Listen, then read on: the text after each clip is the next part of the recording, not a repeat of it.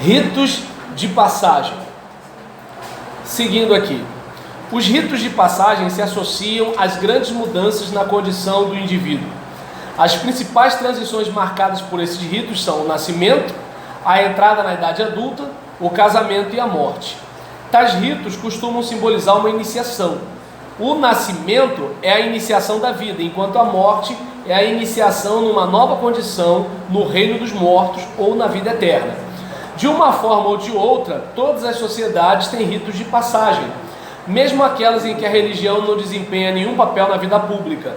Em geral, é grande a importância deles nas culturas ágrafas, nas religiões primais, onde não tem escrita ou onde as religiões são bem antigas.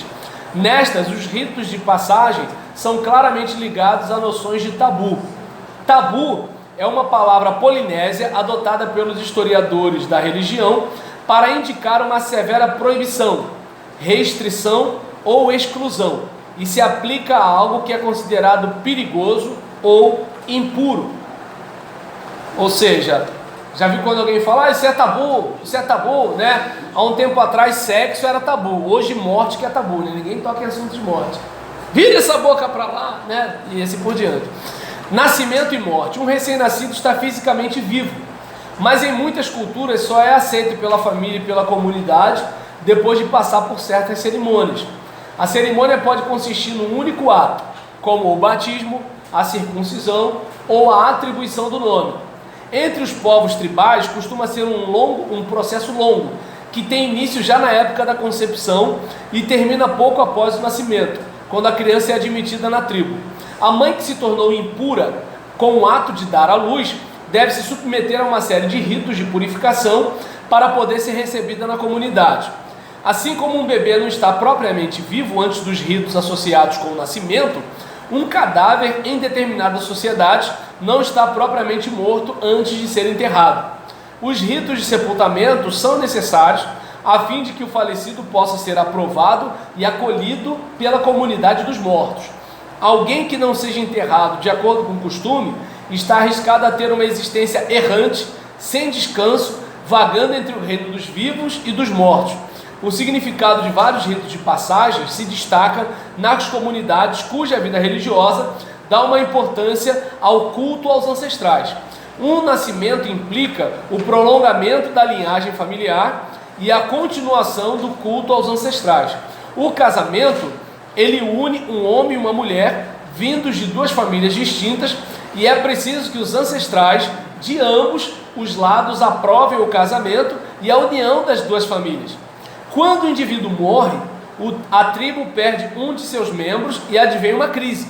A vida e a tribo são ameaçadas por forças hostis e devem-se realizar cerimônias para restabelecer o equilíbrio normal da vida. Ao mesmo tempo, os ritos de sepultamento ajudam o falecido a chegar são e salvo ao reino dos mortos, onde ele continuará a viver juntamente com seus antepassados.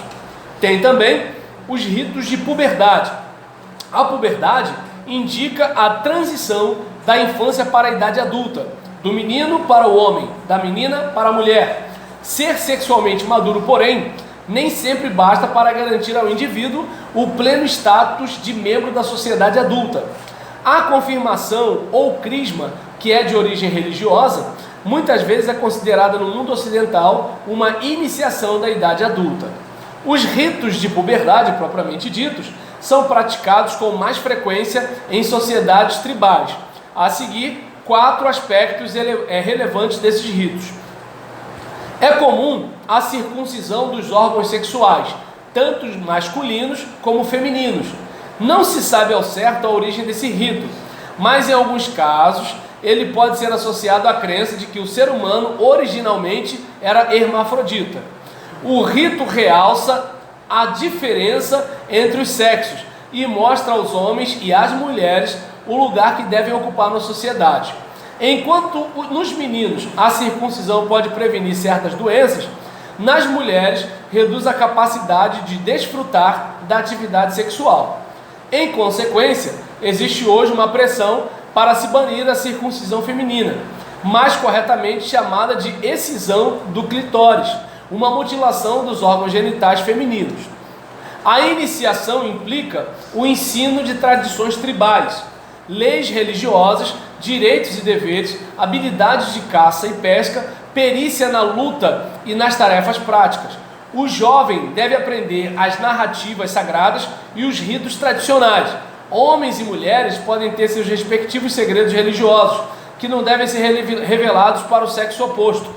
Em muitas tribos, os garotos têm que passar por testes de resistência para mostrar sua coragem e força física. Sofrem espancamentos e tormentos físicos e psicológicos. Às vezes se praticam mutilações, cortando dedos ou extraindo dentes. Geralmente, a iniciação é tida como um novo nascimento. De fato, o simbolismo dos ritos vai ainda mais longe. A iniciação se torna uma morte seguida de um renascimento. A infância terminou e a criança deve morrer para que possa nascer novamente como adulto. Em alguns casos, os jovens são deitados em túmulos especiais ou são pintados de branco para ficar parecido com os mortos. As torturas que os jovens devem suportar também podem simbolizar a morte, e há exemplos em que a circuncisão é vista como um falecimento. Do mesmo modo, o renascimento é simbolizado de várias maneiras. Pode-se dar ao jovem um outro nome, indicando assim que ele agora é um indivíduo totalmente novo.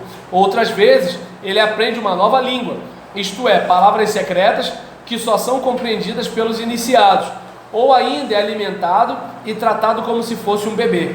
Esse simbolismo do nascimento e da morte pode ser visto num contexto mais amplo. Ele reitera a história da criação do mundo.